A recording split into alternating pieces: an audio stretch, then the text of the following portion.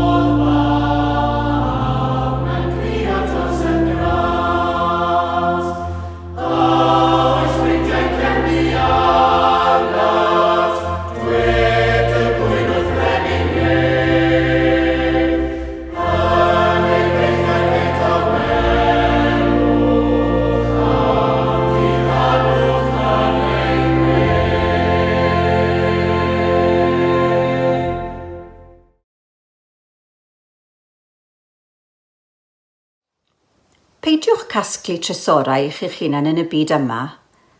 Mae gwyfyn a rhwd yn gallu difetha, ac mae lladron yn gallu dod â'i dwyn. Casglwch tresorau i'ch hunain yn y nefoedd. All gwyfyn a rhwd difetha dim byd yno, a does dim lladron yno i ddwyn dim byd. Lle bynnag mae dy drysor di, y bydd dy galon di. Y llygad ydy lamp y corff, felly mae llygad iach, sef bod yn hael, yn gwneud y gorff yn olau drwyddo. Ond mae llygad sal, sef bod yn hunanol, yn gwneud y gorff yn dywyll drwyddo. Felly, os ydy dy oleuni di yn dywyllwch, mae'n dywyllwch go iawn arna ti. Does neb yn gallu gweithio i ddau feistr gwahanol ar yr un pryd. Mae un siŵr o gael y flaenoriaeth ar drail y llall. Allwch chi ddim bod yn was i dduw ac i arian ar yr un pryd. Felly dyma dwi'n ddweud. Peidiwch poeni beth yw fwyta a beth yw yfed a beth yw wisgo. Ond does mwy fywyd na bwyd a dillad. Meddyliwch am yr adar er enghraifft. Dyn nhw ddim yn haen ac yn medu ac yn storio mewn ysguboriau, ac eto, mae eich tad nefol yn ei bwydo nhw. Dydych chi llawer mwy gwerthfawr na nhw. Allwch chi ddim hyd yn oed gwneud eich bywyd eiliad yn hirach drwy boeni. A pham poeni am ddillad? Meddyliwch sut mae blodau gwyllt yn tyfu. Dydy blodau ddim yn gweithio nac yn nyddu. Ac eto, doedd hyd yn oed y brenin Solomon yn ei ddillad crand ddim yn edrych mor hardd ag un ohonyn nhw. Os ydy Duw yn gofalu fel yna am flodau gwyllt, sy'n tyfu heddiw ond yn cael ei llosgi fel tanwydd fori, mae'n siŵr o falu amdano chi. Ble mae'ch ffydd chi? Peidiwch poeni felly a dweud, beth nawn ni fwyta, neu beth nawn ni yfed, neu beth nawn ni wisgo. Y paganiad sy'n poeni am pethau felly. Mae'ch tad nefol yn gwybod am bopeth sydd ei angen arnoch chi. Y flaenoriaeth i chi ydy gadael i Dduw deyrnasu yn eich bywydau a gwneud beth sy'n iawn yn ei olwg. Wedyn, byddwch yn cael y pethau eraill yma i gyd. Felly peidiwch poeni am fori, Cewch groesi'r bont honno pan ddaw. Mae'n well wynebu problemau, un dydd ar y tro.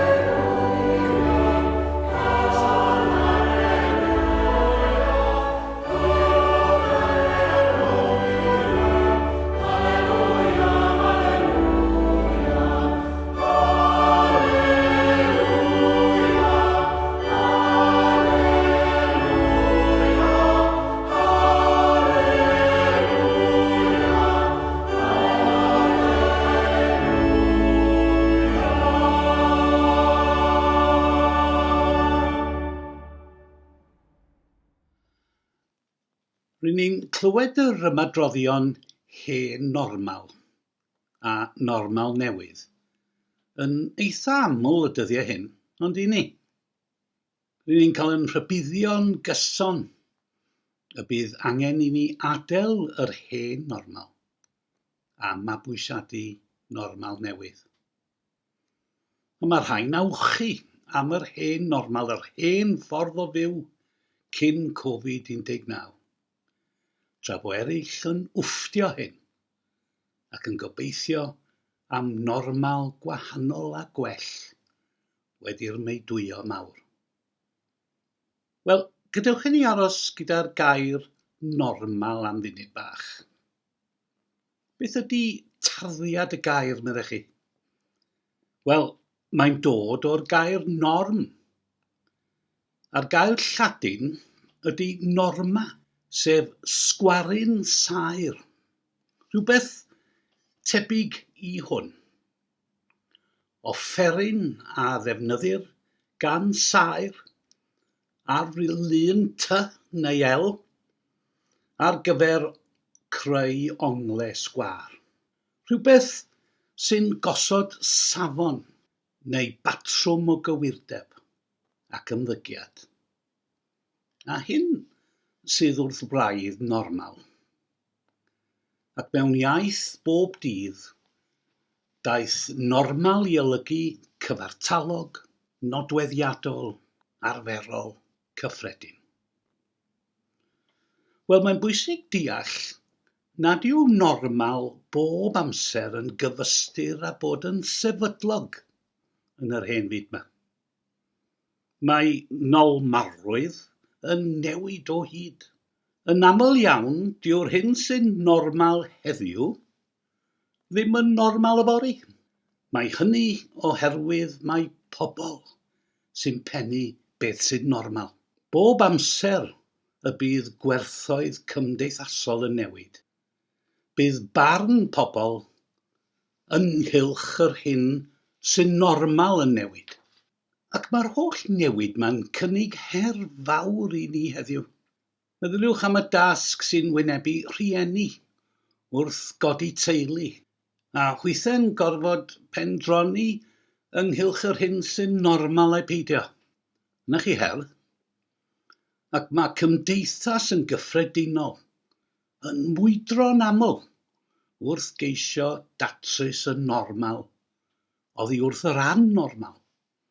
mewn perthynas â materion diwylliannol, addysgiadol, moesol a chymdeithasol. A meddyliwch am beth bach fel cyfarch yn gilydd y dyddiau hyn. Chi'n cofio'r cyfnod cyn Covid-19? Y peth normal i'w wneud oedd cyfarch yn gilydd drwy ysgwyd llaw. Ond o fewn llai na 6 mis, mae'r normal wedi newid. A'r normal ar hyn o bryd yw cyfarch yn gilydd, fel ar y cae chwarae, drwy ddefnyddio lympiau pen elin neu ddyfrnau ynghau. Os oes na un cysonyn, hynny yw un peth sy'n gyson yn y byd hwn, yna newid ydy hwnnw. Mae llywodraethau, adeiladau, pobl, gwledydd, prisiau, mynyddoedd iâ, a cherddoriaeth, a ffordd o fyw'n newid yn gyson. Mae fel pe bai popeth yn newid yn y byd hwn. Wel, bron popeth. Tra bod norme'r byd yn gyfnewidiol, does dim byd yn gallu symud neu newid norm y Beibl. Gair Duw. Duw y graig gadarn. Y graig ni sifl yn merw'r llu, fel y dywed Morswyn. Y ffaith yw bod y byd a'r Beibl yn gweithredu dan normau gwahanol. Mae hynny'n newyddion da ddywedwn ni mewn byd mor gyfnewidiol ac mor sgil-wyff.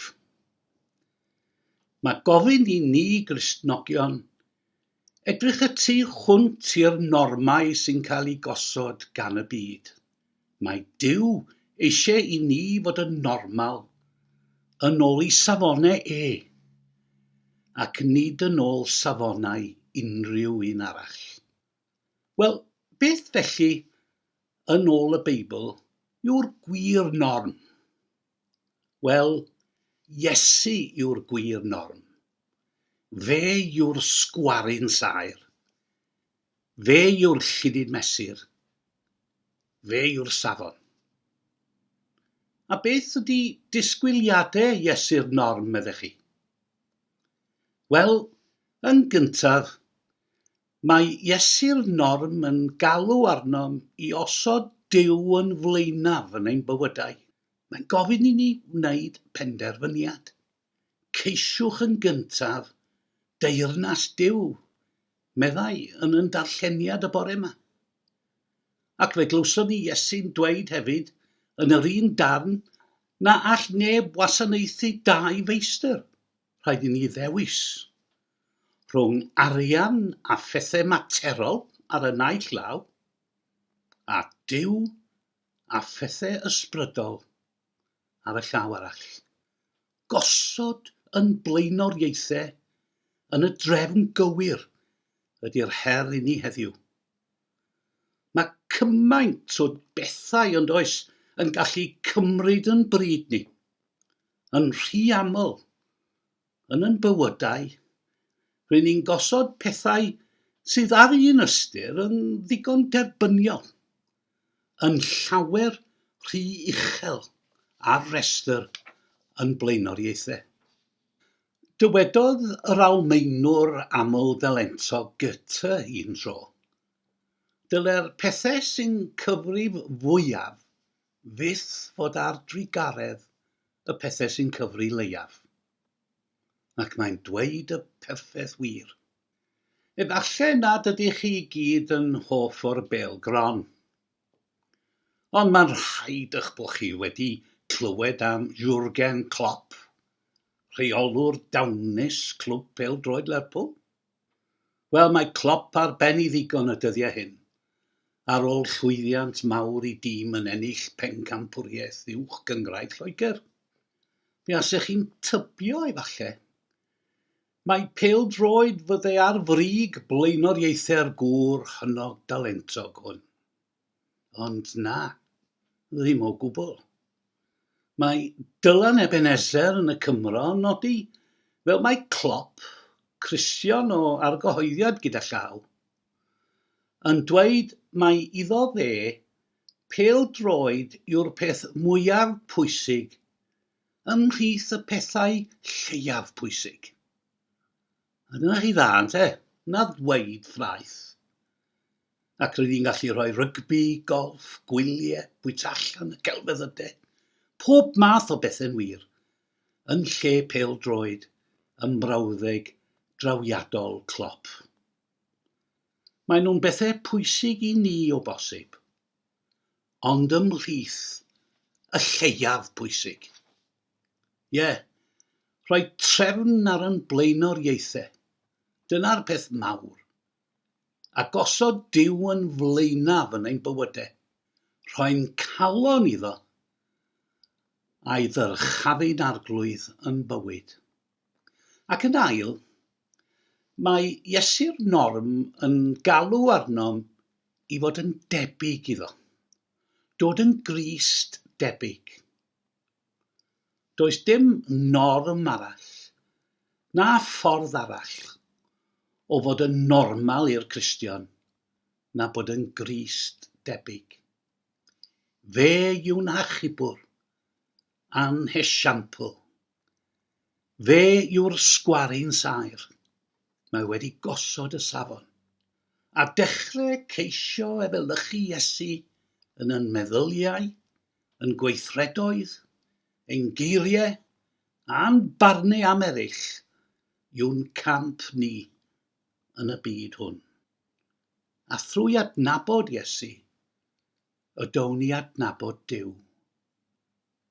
Chi'n cofio geiriau Crist? Mae fi yw'r ffordd, y gwirionedd a'r bywyd. Nid yw neb yn dod at y tad, ond trwy fi.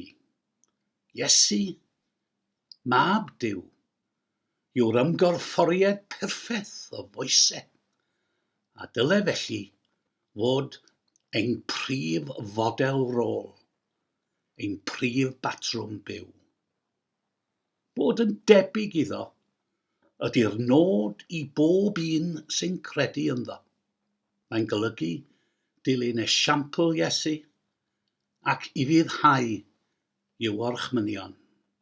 Mae'n golygu edrych yn fanwl ar Iesu a cheisio meddwl a gweddio a siarad ac ymddwyn yn union fel Iesu.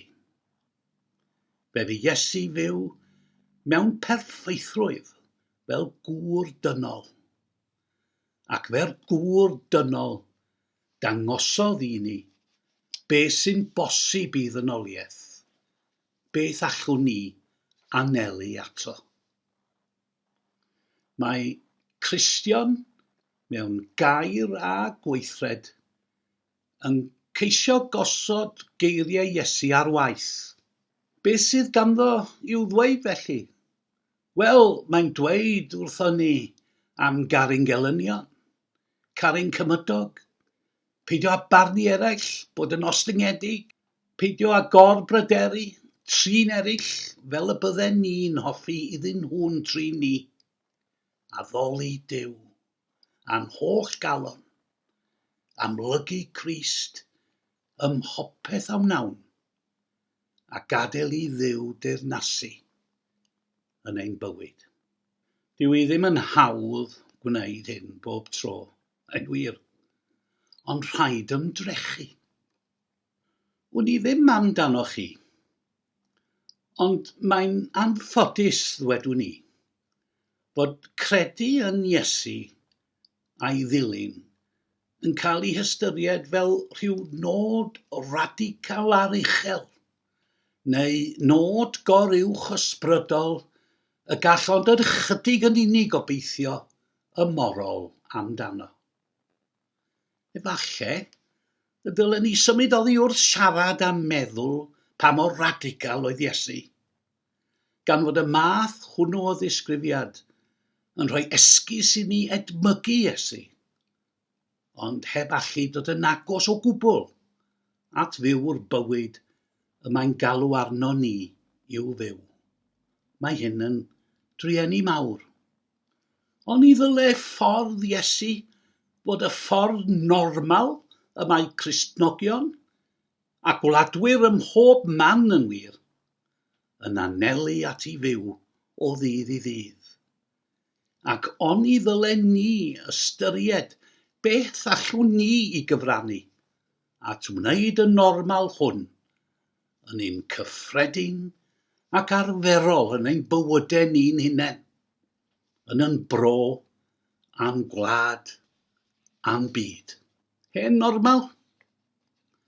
Normal newydd? Wel, afred meddwl yn ormodol yn y termau hyn. Y gwirionedd yw bod y gwir norm ar gyfer heddiw, ac yfory, a phob oes wedi ei osod ganrifoedd yn ôl, drwy enedigaeth Iesu fel Duw yn gwnawd, i fywyd, i farwolaeth, i atgyfodiad a'i esgyniad. Fydd dim yr un peth ers hynny, a fydd dim byd yr un peth eto chwaith. Mae'r ffordd ymlaen yn gwbl glir. Iesu yw'r norm. Fe yw'r ffordd at y tad. A gweithio ar osod Duw'n gyntaf yn ein bywyd. A Iesu norm ein gweithredoedd yn esiampl, yn sgwarin saer, yn llinyn mesur, yw'r allwedd i fywyd cyfoethocach a mwy ysbrydol, ac i'r hodd o fywyd tragwyddol. Glynwn wrth Iesu, y norm gorau posib ar gyfer heddiw ac yfory.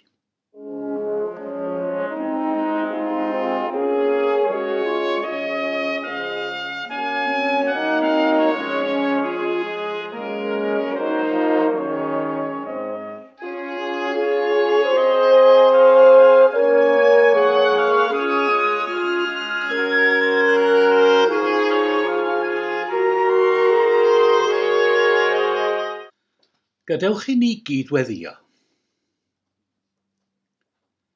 Helpa ni, ein tad, i nesau at y ti yn awr, wrth i ni gyflwyno'n diolch yn dyheadau i ti yn ein gweddi.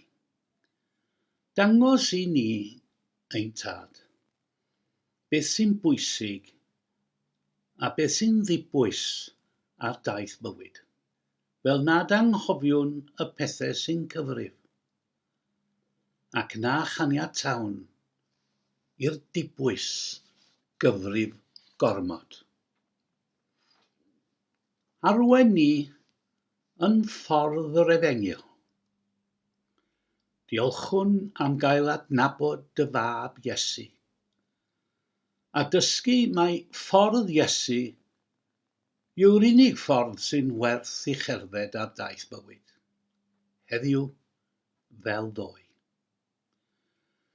Diolchwn am gael dysgu am y ffordd hon a'i nodweddion drwy'r Beibl, yn y cwrdd, ar ysgol Sul ac ar yr aelwyd. A chynorthwya ni i weld y ffordd yn gliriach, i wybod y gwirionedd yn llawnach, ac i fyw bywyd yn deilyngach. Helpa ni, ein tad, i ystyried ffordd Iesu yn norm naturiol ar daith bywyd. Y ffordd arbennig hon sy'n gallu croesi ffiniau, chwalu muriau ac adeiladu pontydd i'n tywys yn ddiogel yn ein canrif gymleth a dryslyd ni. Madda i ni yng nghanol rhithr a phrysurdeb ein canrif am grwydro oddi ar y ffordd hon mor aml. Diogela ni rhag llithro.